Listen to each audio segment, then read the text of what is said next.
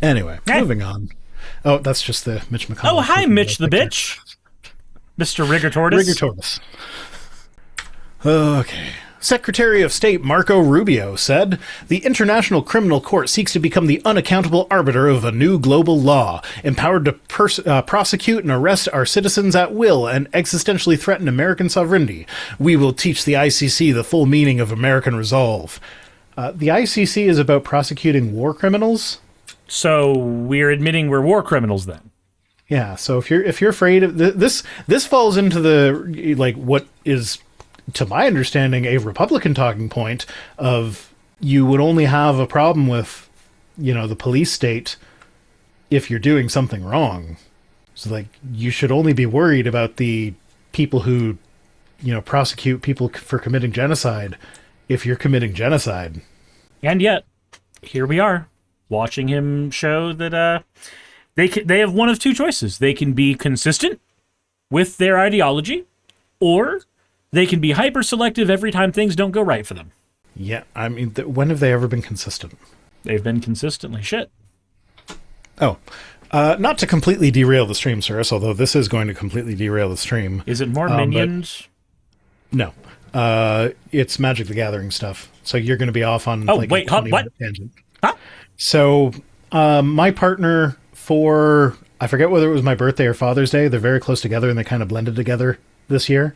Got me a lot of, like, we went to the shores of the Niagara River and we had a nice little picnic with a bento box thing that she had ordered straight from Japan. So there were like a bunch of little Japanese treats in there. We got sushi from the local sushi restaurant, and it was great. It was a fun time. But also in amongst my gifts was Appa from Magic the Gathering. Oh my god. Full art foil Appa.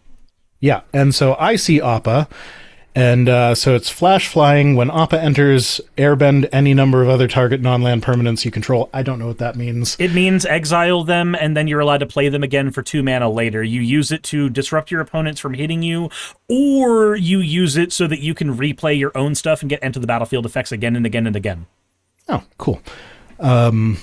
And then whenever you cast a spell from exile, that makes this make a lot more sense. Whenever you cast a spell from exile, create a 1/1 white ally creature token. Would this go well in my deck? Yes.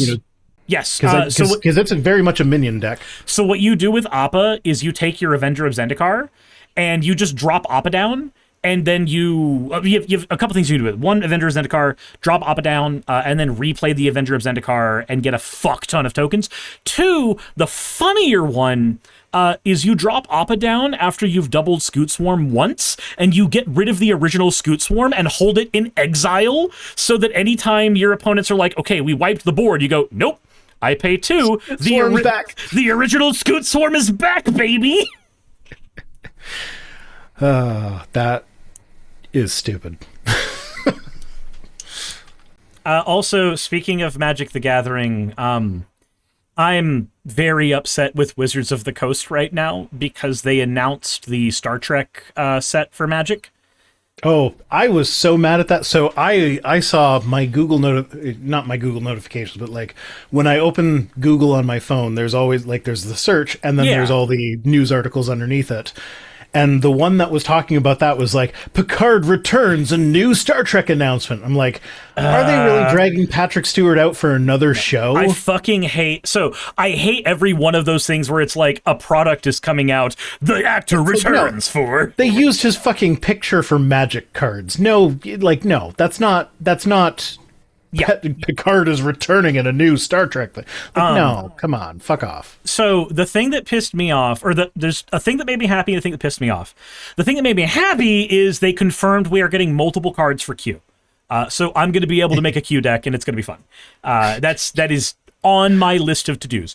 However, the thing that pissed they should reskin a Scoot Swarm as Q. That would make sense, actually. Nope. The thing that pissed me off is they announced Sheoldred the Apocalypse is getting a reprint. Now, Sheoldred's about $100. She's needed a reprint for a while. She needs her price lowered down.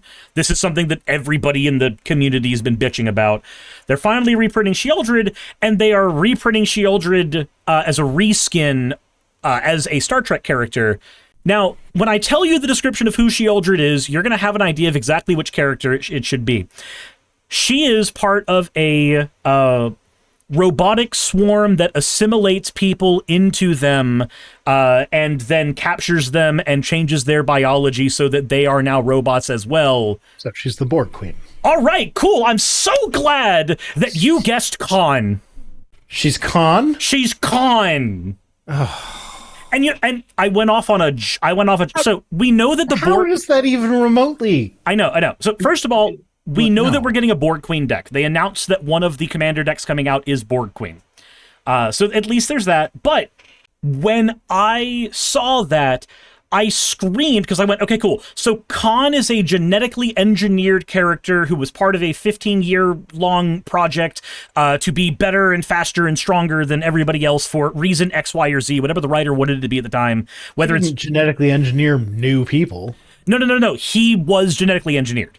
So yeah, I know. That's what I'm saying. He didn't do the genetic engineering. He didn't make more of himself. Right. So because of that, I went off on a long tangent and went, if you wanted a character to represent this archetype, you had Joyra. Joyra was part of the Bloodlines project, a eugenics project from Urza to create a super soldier that could pilot a ship. That's Khan! I can't say for sure that if you read that description without telling me who, I would have immediately gone to Khan, but that definitely fits. Like, you have a Magic character that has that story. Why did you not do that? You went with, and it's fucking Benedict Cumberbatch's Khan. So it's Benedict Cumberbatch's Khan. It's not even the good Khan. The good Khan Does anybody even remember Benedict Cumberbatch's Khan? The good Khan I forgot that he played Khan until this moment when you said it. So the good Khan is in the background. So they have Benedict Cumberbatch in the front, and then they have scenes from the original movie stylized in the back. Has to be in the front. The original movie has to be in the front and center for original. That's one of the best Star Trek movies there is. You can't put him in the background. So nobody puts Connie in the corner.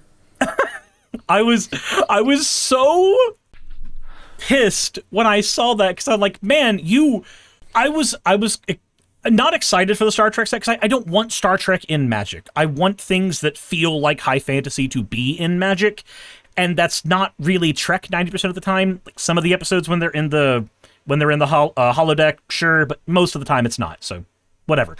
But if you're gonna have it in, when you have characters that are quite literally one-to-one analogies to one another, maybe those are the ones you reskin. Not Shieldred the Whispering One gets reskinned as Khan when we had the Borg Queen right there. I don't know. It's just fucking that pissed me off. And the art looks horrible. It's so Uncanny Valley. But you had everything there. At least they confirmed we are getting a Borg deck, so I will probably be getting that. They did Olivia confirm Williams that. is asking, what about the episode Seed Con? I don't know the episodes by name. Is that the original series one that Con first showed up in? Old Gus says, stupid question. Does Cirrus have Sonic Magic the Gathering cards? Old Gus, not only do I have multiple copies of the Sonic the Hedgehog cards, I have them signed by Tracy Yardley, the artist who made like 3 of them. I went to Tracy Yardley and bought a Sonic Secret Lair off of him and then had him sign it. Space Seed is the episode of Star Trek where Khan first showed up. It was the same guy playing him in that as was in the movie.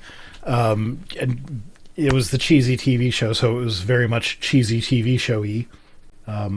There was some mild sexism in that episode, but it was it was original series of Trek. There was a lot of sexism in that, despite how progressive it was. I mean, it's original Trek.